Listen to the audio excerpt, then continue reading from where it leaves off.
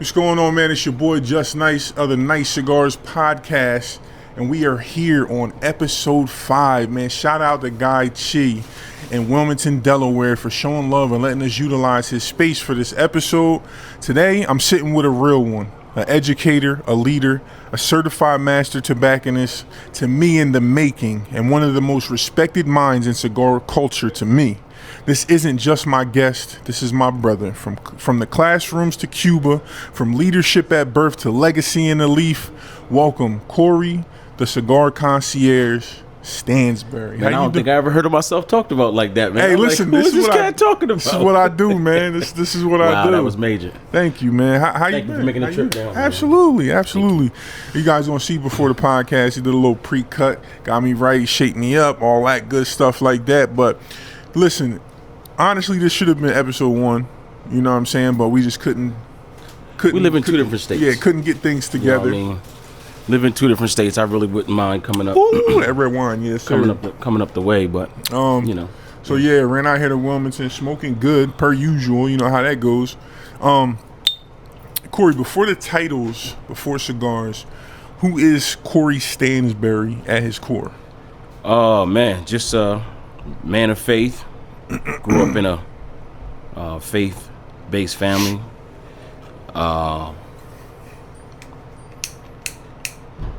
And you know, my family preaches and sings. That's what they do. They preach, they sing, go to church. They strong believers in Christ, strong believers. And you know, like I like to cook, all kind of stuff. You know what I mean? The culmination of a lot of people in my family that have passed down different things on both sides, my mom and my dad's side. So for the most part, that's about it. Okay. Renaissance guy. You and I met through cigars, but it turned into a real brotherhood.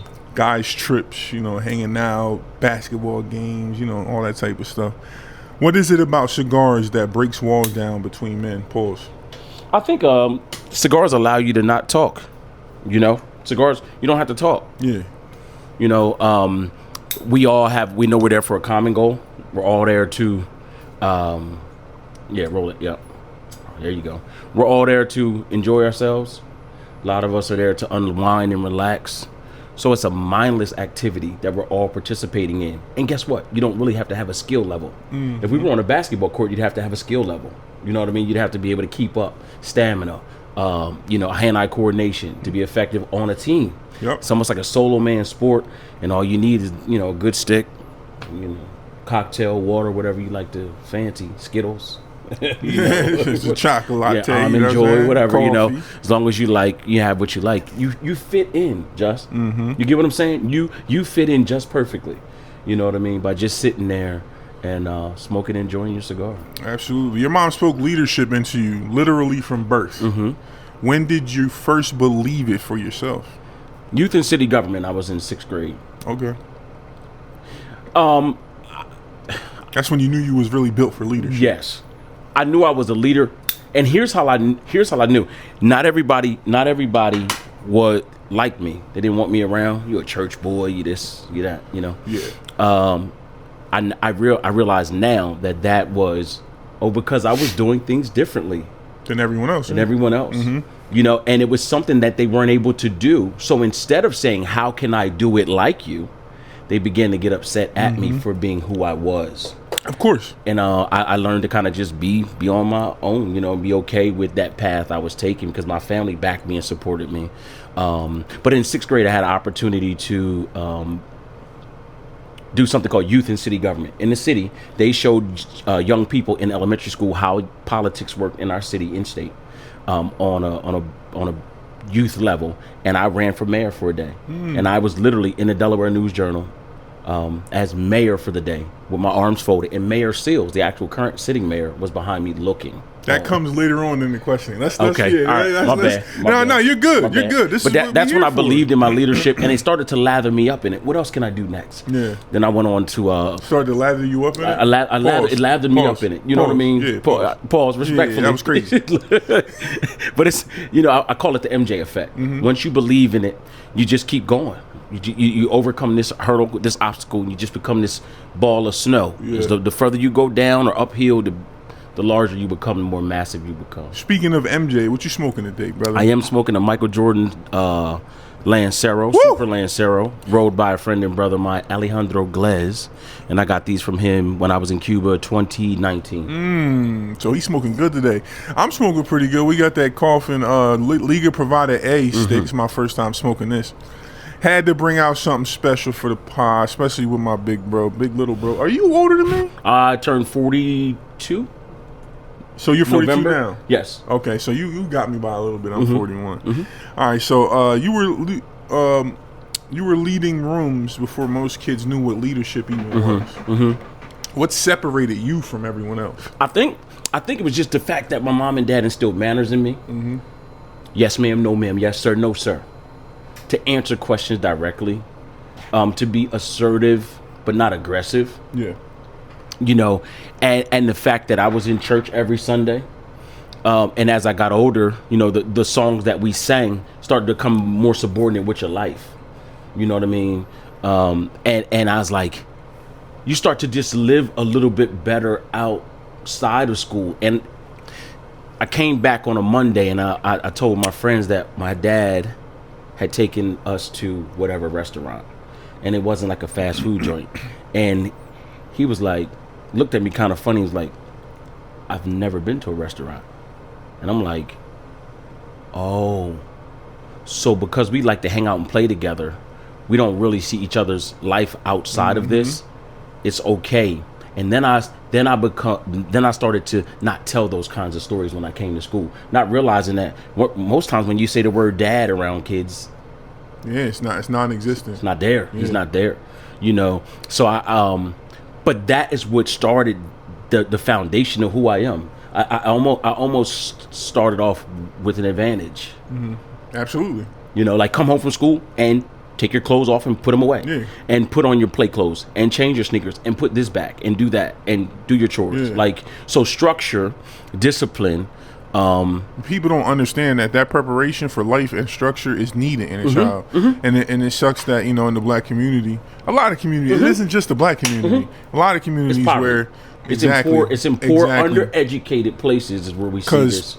My father figure was my grandfather. He passed away 2003. R.I.P. That's my heart.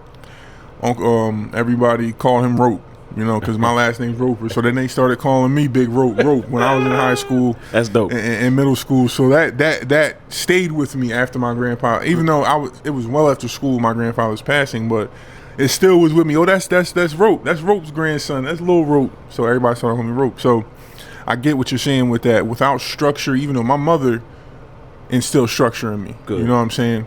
Regardless if it was a man around. Yeah, I had a stepdad. He wasn't much of a father figure. Gotcha. But he was there for a little bit of my life. But mom definitely put that structure instilled in me. You know what I'm saying? Oh, yeah. Running for mayor for a day and actually winning, what did that teach you about confidence and preparation? Prior preparation prevents piss poor performance, and piss poor performance provokes pain. Right? It showed me that you can have a goal. You can set out what you need to do. I had to write a speech. I had to memorize a speech. It showed me speech structure, a declaration, preface, 3 points, and a close. Right? There's some other facets in my life where I use that all the time. And even in short conversation, you know, if you're encouraging somebody or whatever, hey, listen, X, Y, and Z, point 1, point 2, point 3, and a close. It showed me that if you put the work in, and my dad asked me a question. He asked me the night before, he said, what if you lose? And I said, I've already won. Because I had the courage. I sat down. I wrote a speech out. I had him proofread it the whole night. I went through the process of preparing to be the best that I could. I wore a gray suit, a red and gold vest and necktie that said Jesus on it. Okay. Most hideous outfit I've ever wore. Besides the daishiki. But anyway, the African boy, I had an African daishiki for Easter one year. My aunt made it. Hat and everything, kufi and everything, pants, the whole nine. Shout out to the kente cloth. But it showed me when you put the work in, man, that even if you don't get what they deem to be success, you find yourself successful because you put in the work to do it. Being the first African American and the youngest in those roles, did you feel pressure or purpose? I didn't even know what I represented at that time. Yeah. And that's sometimes the beauty of being young. But did you feel pressure to win? Did you feel pressure at all? Yeah. Yeah. I had a lot of my friends like, man, they were excited for me. Right. And I did feel that pressure in the sense that I could tell that they wish it were them, but they didn't have what it took. Gotcha. Stage fright or whatever. Yeah. I did feel that pressure in that way, and I wouldn't have at that age. I wouldn't have categorized it or described it as that. But yeah, I wanted to win for 31st and Madison.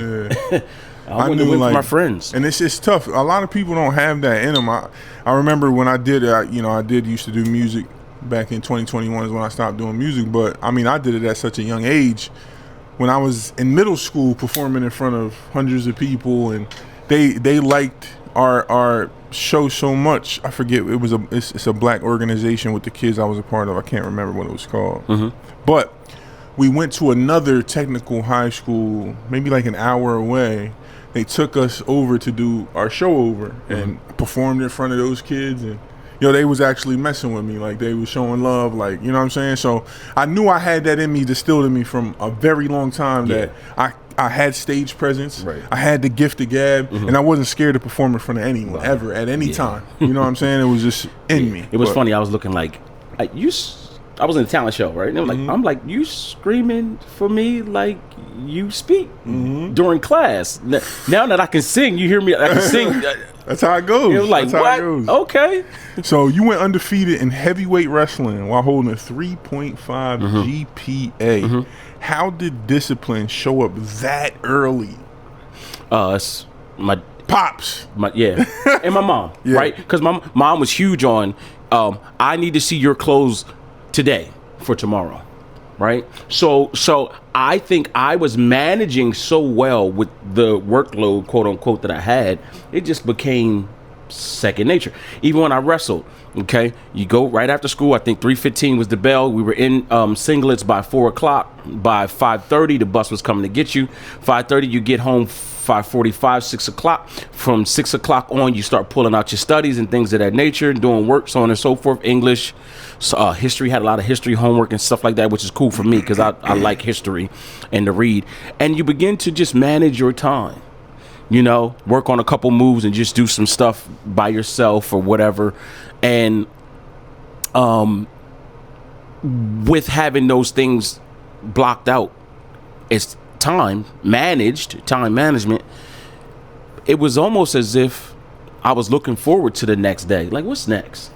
I'm gonna go to school, middle school, was I really into girls? I have a girlfriend? Yeah, I had a girlfriend in middle school. So it was like you look forward to going to school and seeing your friends and just performing. I became performance and result driven. Let me try this to see, so I became driven by success. That was my first time wrestling.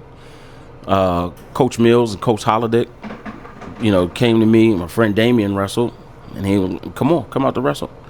And the backstory to what fueled me in wrestling was my brother was incarcerated at 12 years old, right? And I suffer a little bit with having things taken away from me because of that.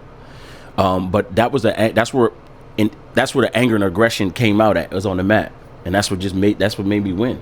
It made me eager to learn different moves and things like that. And I would wrestle, and they called me Hammer because I would use a technique. Pause.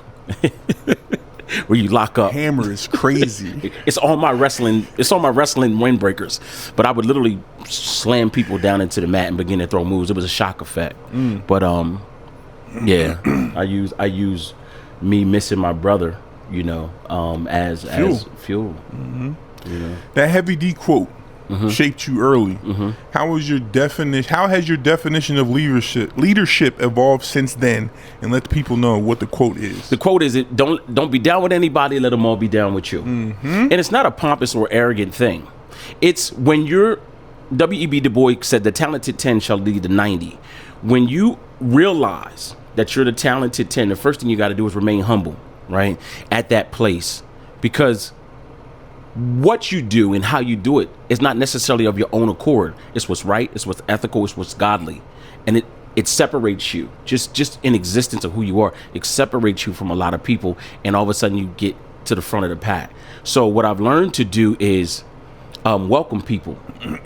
Welcome people to, hey, you can do this too. Encourage people. You know, at one point in time I didn't believe I can do whatever, but you can, you know, and it helped. I was alone anyway. You know what I mean? Just by being different. Before it was a thing to dress for away games, every now and then I wear a suit to school just because I wanted to wear the mustard gold with the Art Deco tie and the black shirt, just because. And I like, to this day, I like, you know, dress material a little bit more than athletic, but I was already different. So I had to live in a space where I was comfortable with being different and pulling people up and being okay to be you. If that's what you do, be you. You broke leadership down into steps: purpose, capability, help, planning, execution. Where do most people fail? I think leadership is 10% of the job. 90% of the leadership is the preparation and trusting the people that you have. If it's a personal thing, it's just you doing a goal, it's one thing. It's just execution of what you set out, the framework to completion.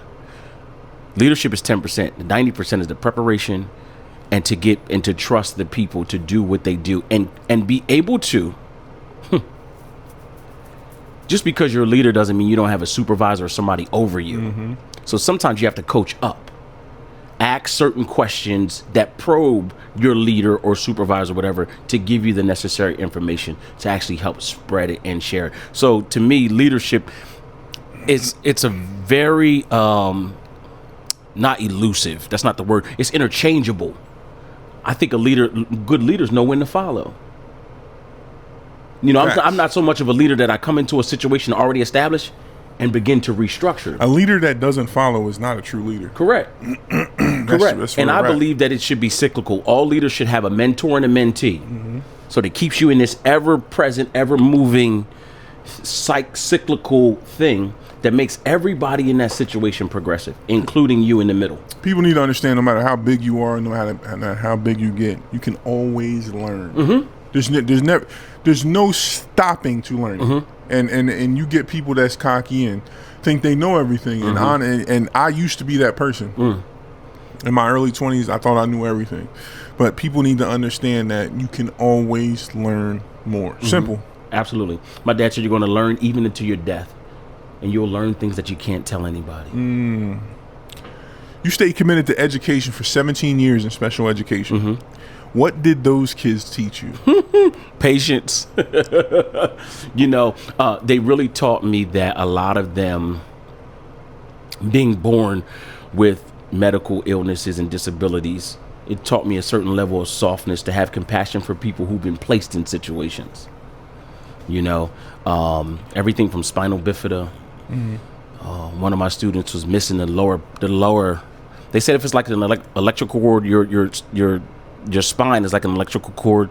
He was missing the plastic piece at the bottom, so he'd have neurological sparks. And it taught me patience. It taught me how to redirect somebody who gets off track for whatever reason. It taught me a lot of things. That's something that really holds a piece in my heart, because my grandmother, she retired from special education. I believe she did 30 plus years. My aunt, her daughter, she's pretty much the same age as me. We're the same age for a certain few months of the year. She has Down syndrome, but high functioning Down syndrome. Like, she's smarter than me, bro. Like, she whiz at the computers and stuff like that. I mean, long story, short, I just hold a piece of that in my heart. You know what I'm saying? Just because I know what my grandmother got retired out because of a student rushed through the door, knocked her down, messed her shoulder up. And my grandmother wasn't even mad. You know what I'm saying? Like, she understands. It's, it's what comes with special services. But she got out of work. She had to retire early because of it. And the fact that she still smiled and said, Justin, it was just an accident. You know what I mean? I was upset at that. Right, At that time, I was I was young. I'm mad. I'm ready to, I was upset. Right. But yeah. you got to understand it comes with that. And these kids go through a lot in their mind. And some of them can't even tell you what they're going through. You know what I'm saying? Yeah. When you live in your purpose, God gives you a certain perspective because that's what you're supposed to be doing. That she was the right person for the job at that time, so that when it happened, she was like, "Oh, you know." Whereas somebody with the wrong temperament be like, "What happened?" Starting the Black Student Union. Why was that important then, and why does it still matter now? Again, I'm result and goal driven. I looked at the campus. I was at Newman College at the time in Aston, PA, and they're a Franciscan school of Assisi, and St. Francis was a lover of the animals, and you could tell that God was up there because of the birds and the deer would come right up to you. But I looked at all these things that were present on the campus, and there was no Black Student Union, and I thought, not just for us as blacks, minorities, Latinos, on campus, it would not only be good for us, it'd be good for others too. And the Black Student Union just didn't have blacks in it. That was the campaign promotional push that when I presented it to the school, that was one of the key things that I pushed is this is for everyone. You know what I mean? Specifically for. And I think that we could all benefit from it because being a Franciscan school, you couldn't have any division. There's no Greeks and things like that on the campus. That was dope, man. Like, I didn't know that about you until I read it, and it was like, damn, bro, started that. Like, that's crazy. Like, starting, people don't understand how hard it is, and to start movements that way, and to actually go along with it to try to make it happen. They could have told you no. Of course. You know what I'm saying? Of course. But I know with your gift of gab, you going listen. This is something that needs to be done. And look, they said, yeah, okay, They you said, know no what? problem. Let's do it. Sister Donovan, I'll never forget it. How did fraternity life shape your sense of responsibility? Man, when you are Not just brotherhood, like what was it beyond brotherhood? well, I desired brotherhood because my brother was snatched from me. I had the opportunity, if I'm William H's, so I got a chance to be a big brother when I was 14. Okay. 7, I think 6, the math 7, is something like that. So I always wanted to be brotherly, to be there for and to have someone there for me. I was introduced to Kappa Alpha Psi Fraternity Incorporated by Mr. King, who I believe was the track coach. Mr. King or one of somebody had on a cardigan with the letters on it, and I was like, what is that? The K and A looked familiar, but I didn't understand what that squiggly thing was, the psi was. And that always stuck out in my mind how crispy and clean, pristine that sweater was.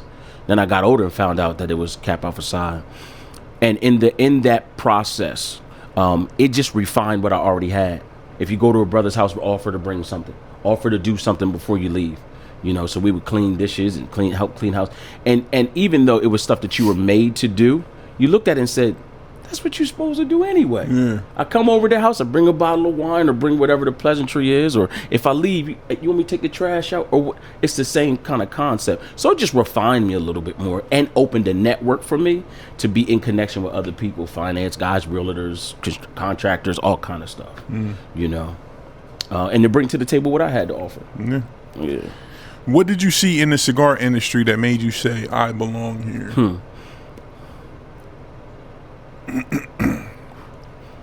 I care.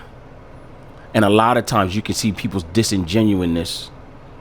And you're like, that's what you want to put out? That's the artwork you want to use? That it's like, Corey, why don't you have any products yet? Or this. And I said, I'm not a generational tobacconist. I'm not a farmer. I don't, you know what I mean? And it's a respect. Started with you. Yeah, it's a respect for the groundwork laid ahead and before me. Recently, I've started playing with some things. Jesus Castanen and I, but I believe that my uniqueness would work in this industry because of my passion, my desire for education, to be educated not only on the opposite side of the register, but in the fields and the whole nine. You know, just care about every detail of a cigar. You went from manager to owner-operator. What's the biggest difference between loving cigars and running a cigar business? Never get high on your own supply. That's always a balance too. The question was again? What's the biggest difference between loving cigars and running a cigar business?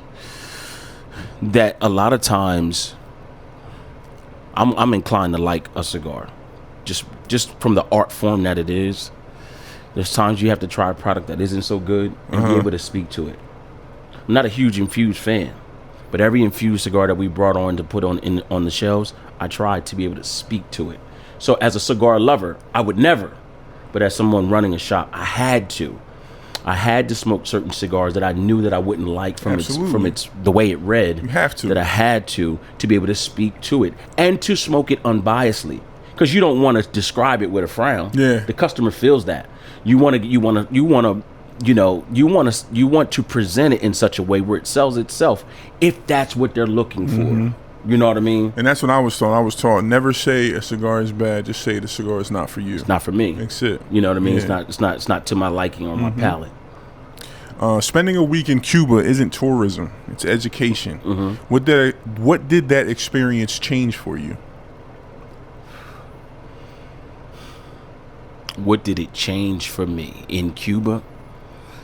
It made me come home with a greater appreciation because I heard about the kind of work that they do, the endless, rigorous work that they do, tedious.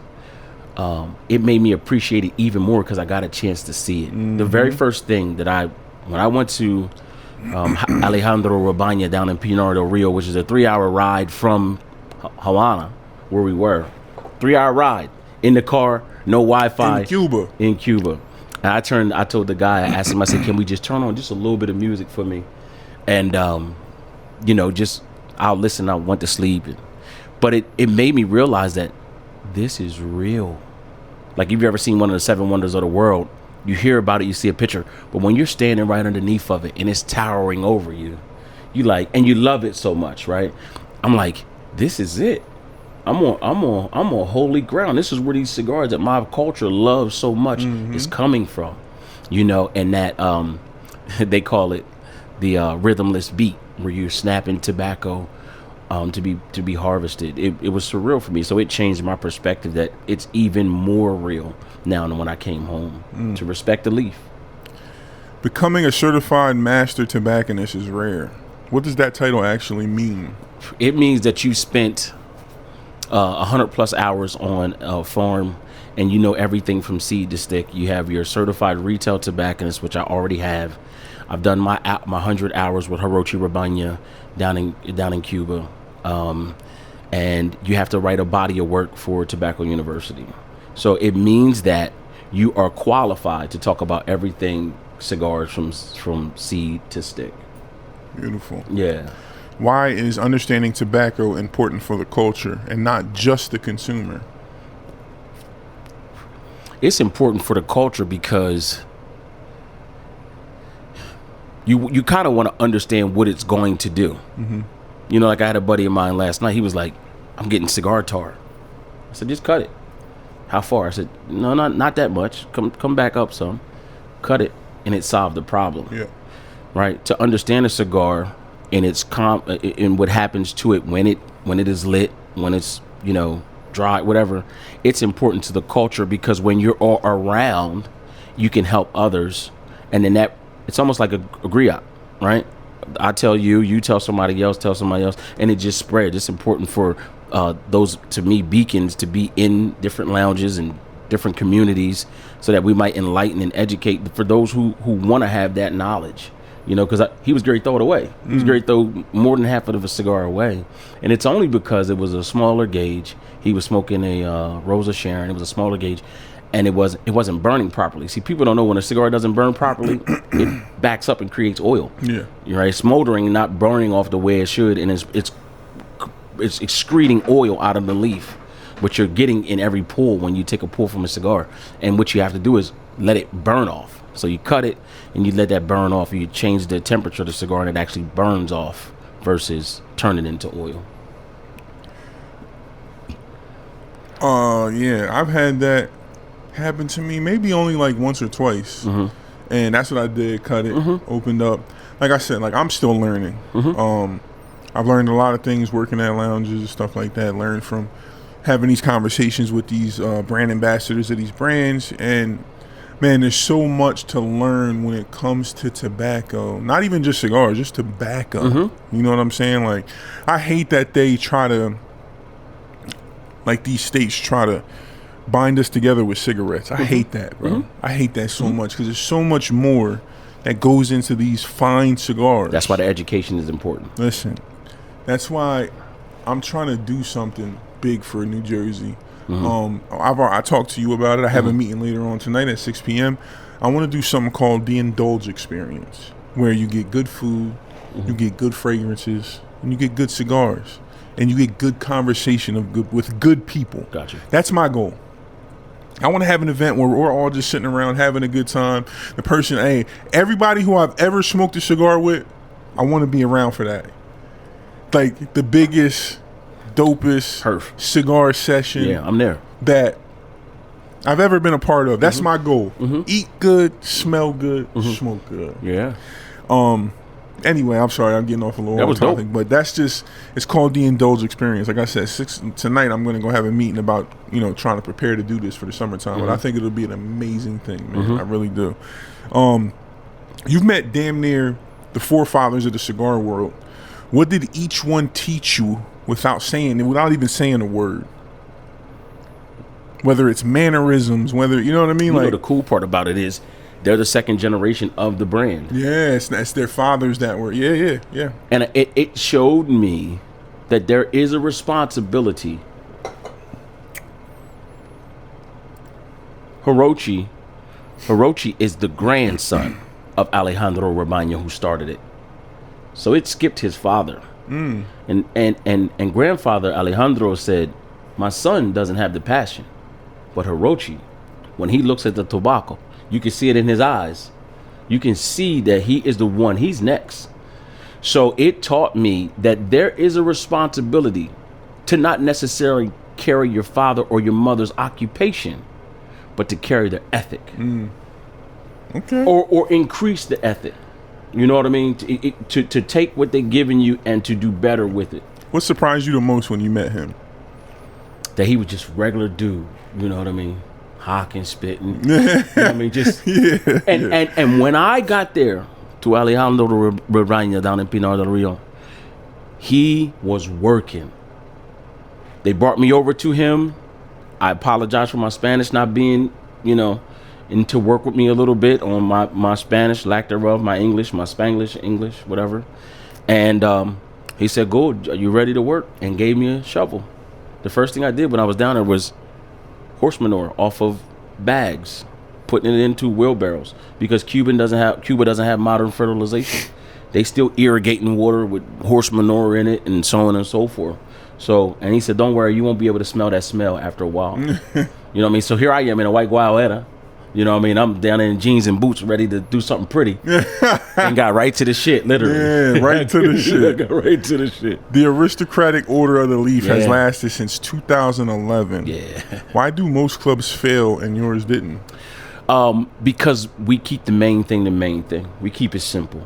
We got some bells and whistles. Like last year, we implemented the Leaf of Sorrow, where we come together and smoke if you lose someone. We had a brother lose his two of our brothers lose their mom, and we came together and just get him to get it out, to talk about it, to cry. Yeah. But we've kept the main thing, and we low to no maintenance. It's not a whole lot of rules. It's not a whole lot of dues and regulations. You can't do this. You can't do that. You got an idea. We bring it to the table. We make a motion. Somebody seconds the motion. We vote on it. It's done. What does being president actually require beyond the title? To organize, to kind of be thoughtful, to kind of be forward thinking. Okay, so we got this coming up. Okay, we got Valentine's Day coming up. We're gonna do something this and that. If people have spouses and girlfriends and things like that. Just to be ahead of the curve. You know what I mean? A lot of time I'm looking at the calendar, organizing things. Like we got a little bit behind. We're actually gonna have our holiday party the 31st. but everybody wanted to go to a Brazilian steakhouse. So I had to organize that. You know, you got to tap the guys respectfully on the shoulder. Hey, man, you didn't RSVP. You know, kind of remind the guys. But it's just, again, it was just me doing more of what I'm used to doing. Yeah. You know? How do cigars preserve tradition in a disposable world that it is?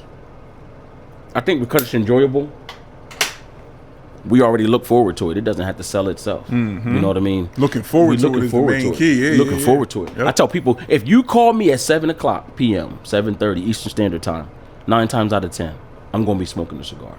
That's how I finish every day. It's something to look forward to. You know, I was talking to you earlier. You know, we got to celebrate often the small wins. Yeah. Because somebody didn't. You know, you got up this morning, you went to work. I could celebrate that. Absolutely. Why? Because there's people that didn't make it to work today. Somebody was out there beating the pavement trying to get a job, desiring to have a job. Or a person didn't make it to the next day to go to their job. There you go. You know what I mean? Mm-hmm. So those are the small wins. And when you look at that, it makes you more sensitive to the small things in life, and it makes you encouraged and happy about the things that you see. Mm-hmm. On the flip side, it also makes you extremely sad when senseless things happen. Yeah. Like, why? How did we get here? You know what I mean? So, you know, but celebrate the wins, man. Smoke. What part of your journey doesn't get talked about enough?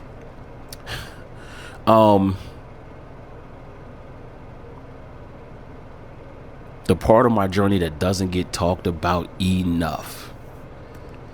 It's a lot of people out there I put on to smoking cigars. Ooh. And look, let's say this, right? I don't necessarily have to have the accolade, but there is no way that I'm going to change your life by introducing something to you that's recreational, that could become a lifestyle, without saying, yo, man, just changed the way I looked at sneaks. I had some sneakers. But when I came into Just's life and I seen what he exposed me to, he changed my life in regard to the way I looked at sneakers. There's no way I'm going to let you live your life without letting you know that. You know what I mean? So some people ain't built for that. Some people don't like giving people appreciation. Yeah. My thing with life is, bro, I don't want anything from anyone. The smallest amount of appreciation, bro, whether it's this big, makes me feel great. That's it. I just show appreciation. That's the biggest thing that people don't know how to do, is show appreciation. Yeah. You know, that doesn't get celebrated enough, but it's okay. What's something you had to unlearn to become the man you are today? Unlearn. I had to unlearn that just because I'm wrong in a particular instance doesn't mean that who I am has been debunked. It doesn't mean that because I was wrong that I no longer have people that believe in me. When you're wrong, I think there's a few things that needs to happen. Acknowledge it. Hey, I was wrong. So you had to unlearn to admitting to be wrong. Yeah. Okay. Yeah, I had to unlearn that. Yeah. Because I would almost like, see, here's what happened, and this is and that, versus saying, hey, it was wrong. This is wrong. Here's how I arrived here. Here's what I meant by that. There was no ill intent. How can we reconcile from here? But I had to unlearn that play on words and how we present it, and so it's wrong. Yeah. Start with that, and then we can work. And please, I'm at this point, because I want to keep whatever relationship or interaction good, have mercy on me that you might get the same grace when it's you that's wrong. You know what I mean? I had to unlearn that. That it's okay to be wrong. Yeah, absolutely. Doesn't change. We were talking about a little earlier before. I thought I was always right. That's something I had to unlearn. Not always right. I'm actually, a lot of the times I'm wrong. And you got to admit to that. You got to be the bigger man and admit to your wrongdoings, and not just like standing on something that doesn't make any sense. You look crazy. Yeah. When people light up a cigar around you, what do you hope they feel? Oh man, I hope that they're relaxed. I hope that they get from peace. I hope that they get from it what the expectation is. You know, I watched a friend of mine smoke last night. Shout out to Lord Aficionado. My brother Salim smoked a Neanderthal. We call it the Billy Club. And we said, man, that pepper would touch you. And I was just hoping that whatever he had that day, whatever he ate, drank, whatever, didn't change what he was expecting from that cigar. Because it's an investment. What's in the end? What is that? Romacraft Neanderthal. Never had it. Most of the bands have a white band backing and a color band on top. The Aquitaine, the Baca, a couple of Romacraft Neanderthal. It's a pepper bomb. He loves pepper. And it looks like a small Billy Club.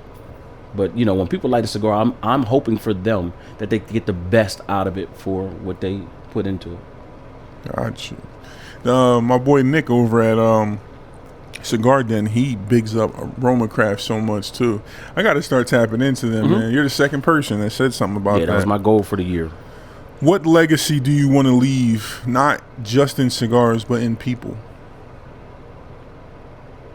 The legacy that I want to leave in people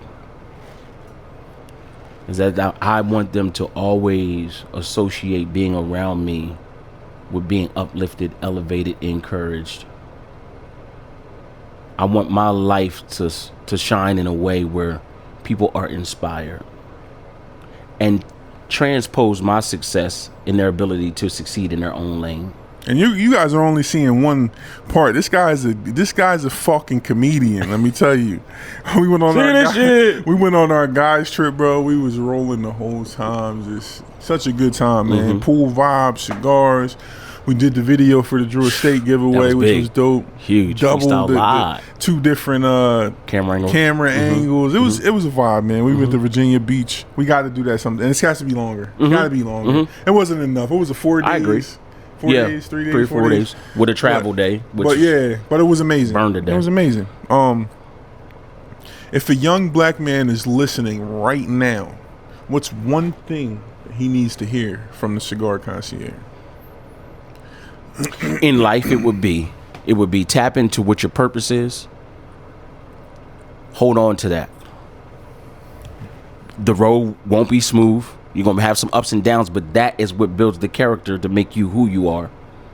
If a young black person is listening in the cigar culture, to document, to read, to research, to understand that this is a culture, that a lot of these products are made by minorities who live in impoverished countries, working for pennies on the dollar, and that is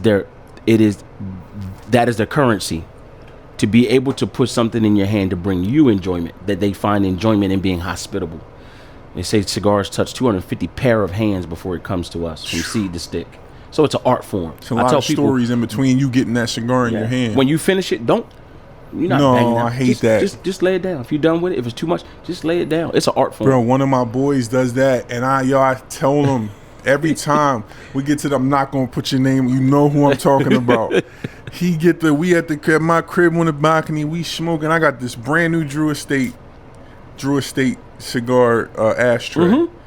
Bro, he get the. It leave marks. I said, hey yo. Yeah. I said, bro, just put the cigar. Now I've seen him do it at lounges, and I'm telling bro, like, he ain't not listening. I'm like, bro, you ain't just when you're done, just set the cigar down, bro. Down. It's done. Bro, he got to doing that. I'm like. Yeah. Like, nah, bro, chill. That black joint is still in my ashtray to this day. Yeah, it's crazy. But it's all about learning, and that's my bro. I love you, bro. You know who you is. I ain't gonna say no names. We're not gonna do that. Gotta be. He coming to your crib. Yeah. That's bro. 1000%. Fill in the blank. In all things, we should smoke cigars because all things is an opportunity to smoke a cigar. All things. In all things. For the love of the leaf. For the love of the leaf, the grape and the peat. Somebody asked me with that, what is the grape? I said the grape is the wine, and the peat is what you use to make scotch. You've never said that to me before. Now I know, because you always say that. For the love of the leaf. For the love of the leaf. Love this leaf. It's somebody's means to feed their family. Love this leaf. It's an art form. It's rolled masterfully. You got figurados, perfectos. You got salomones. You got petite coronas. You got small Laguitos. You know what I mean? They small. How do you roll this, bro? How do you roll this? Masterful. It's not too tight. It's not too loose. You gotta respect the leaf. of all people, you know how I feel about League of Providing in real estate. Shout out to League. How were you, like, when you seen me doing that podcast at the headquarters? Like, how did that make you feel seeing that? It damn near brought a tear to my eye. Bro, you don't understand. Like, I tried to explain to Javi, like, what it meant to me.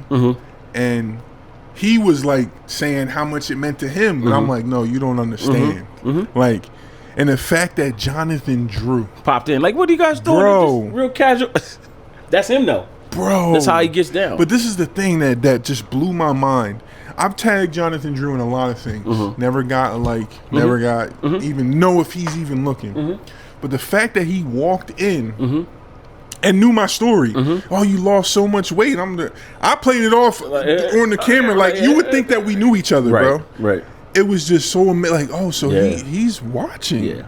Like he's so we talking about from when I lost. We're talking 2+ years ago. Yeah. So he's been watching, bro. It's to me the epitome of a man is when he can be proud of the things that most people aren't proud of and less proud of the things that most people are proud of.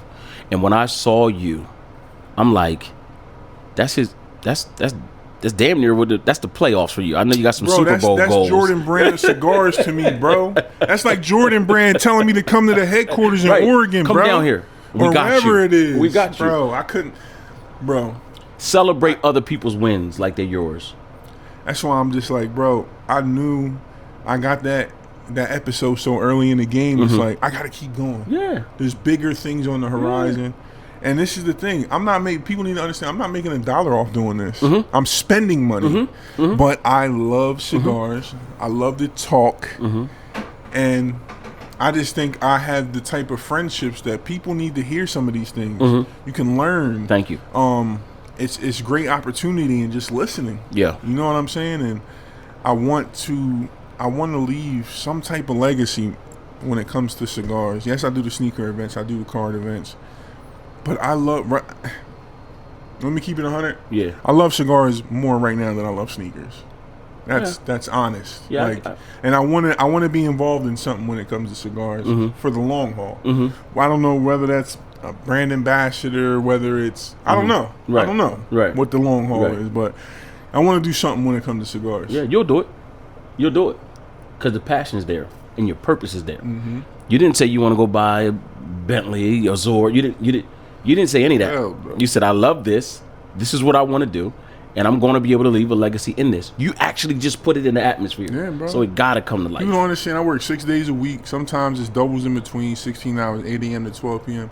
I still got off last night. I'm sorry. Did I work midnight last night? No, I didn't. I got work till 4, but we're still going on 6 days. And I'm like I told you, I felt a little bit sick. My throat was a little, a little hoarse. Mucinex XD, boy. That Mucinex, whatever it's called. But I was like, yo, I woke up this morning, bro. I was like, oh, I don't want to drive 2 hours. But I'm like, you know what? Nah, this is what I want to do. I'm getting up.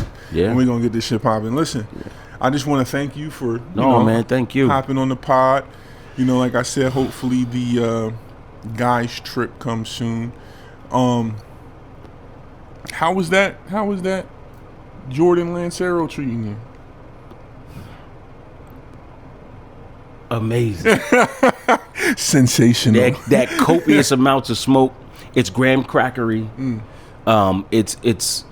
It's creamy. Little bit of pepper. I like that. It's a little subtle pepper.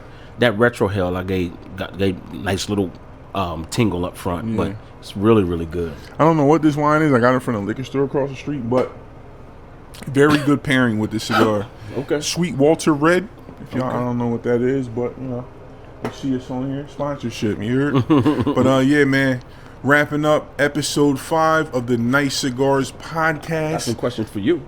Oh, you got some questions for me? I do. Okay. I got some questions for you. Let's get into that then. Let's do that. I almost forgot. Yeah, no, it's all good. Let's get into that then.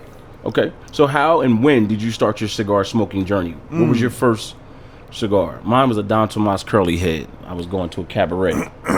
So my first cigar was a Tatiana.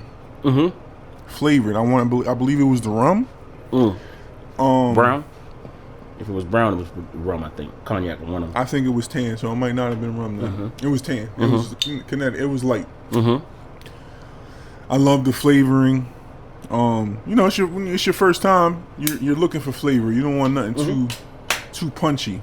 And you know, I loved. I went into the Java. The Java was one of my favorites when I first started. The Fat Bottom Betty was one of my favorites. You know what I'm saying, when I first started. And then once I got into heavier smoking, because at one point, bro, Liga Privada number 9s knocked my head off. Of course. I could not, like, I remember I purchased a box. Oh, God. Bro. I smoked one, and I'm just like, nah, this. And I started smoking the H99. And I'm like, oh, I like this one. Bro, I was trading anything, and they was jumping on it, too. I was trading anything that was Liga 9s. 9 got 4 tobaccos in it. Bro, I was trading, getting lighter cigars. But now that I'm, like, locked in, oh, man. Liga Privada 9. Number 9 is my favorite. Like, my top 3, Amazon Basin, 2023 Extra Anejo. Okay. The Anejo 2023 is my favorite cigar. Gotcha. Not 24, not 25, not 22. 2023 23. Anejo. That is my favorite. Okay. Liga Privada number 9 is number 2. And H99 Super Ancho is number 3. That Super Ancho is crazy. Bro. Crazy. I read in Cigar Press, I can't wait. Drew Estates is coming out with a new H99, so I can't wait to try that. It's already out, man. Yeah. We got to take a trip to Cigars International. See, Never been. I've been to, no, I haven't been to the one in Hamburg. That's the one we're going to go to. Yeah. Where do you see yourself in the cigar world now? And where do you ultimately desire to be? Where do I see myself in the cigar world now? Now I just see myself in the niche of just like young fly niggas smoking cigars. You know what I'm saying? I'm not your average cigar smoking guy with the suit and the. You're not average, period. You get what I'm saying? So it's like I'm a different person that's putting these cigars out, and I see myself just as a regular guy loving cigars. Where I see myself in the future.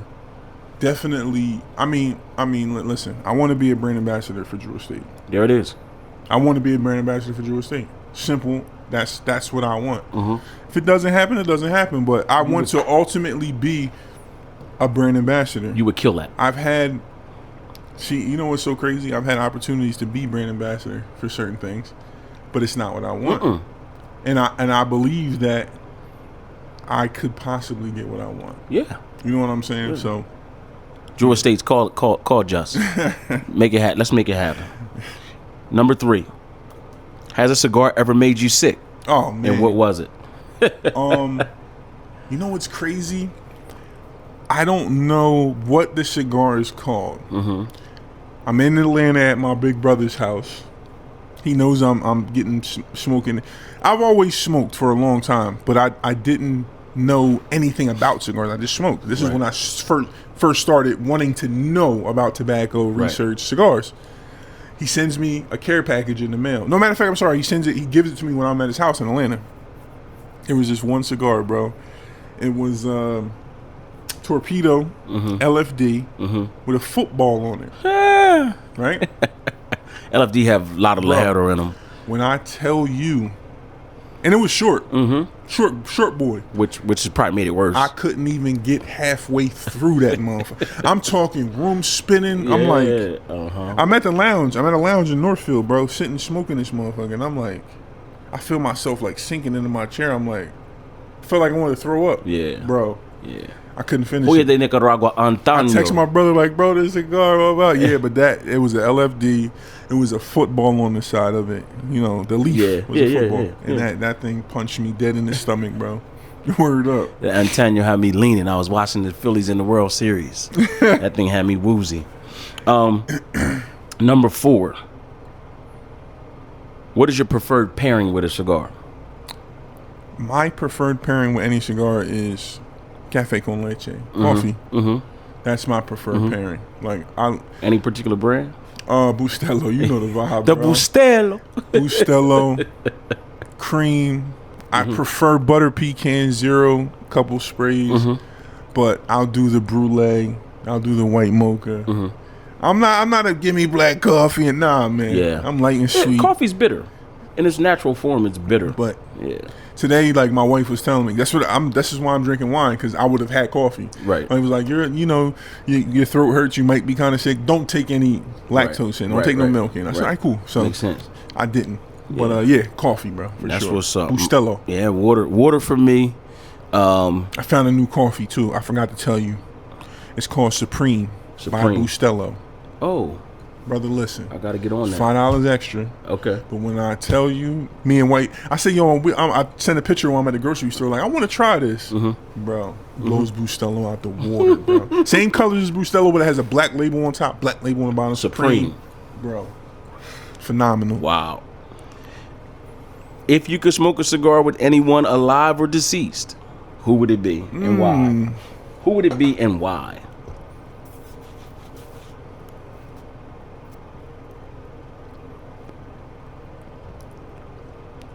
Jonathan Drew.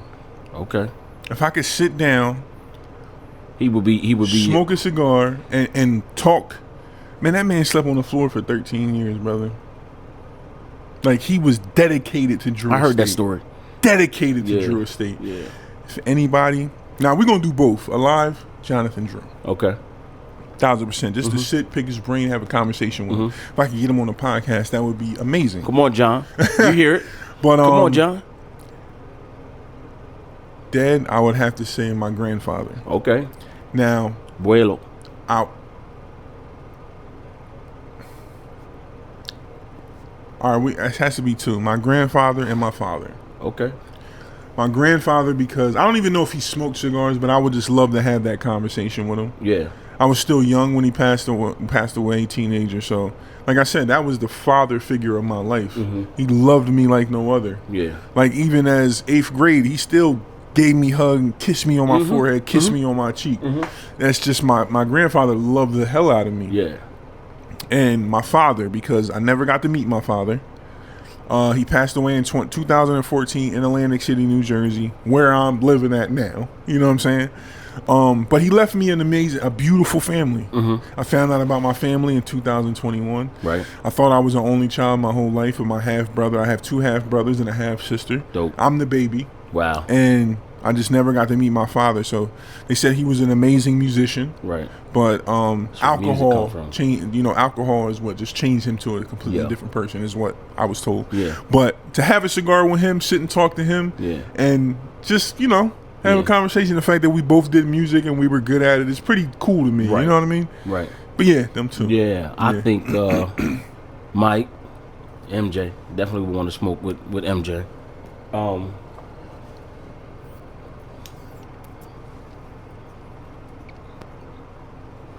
Deceased, I don't know. I mean, I would like to say Big.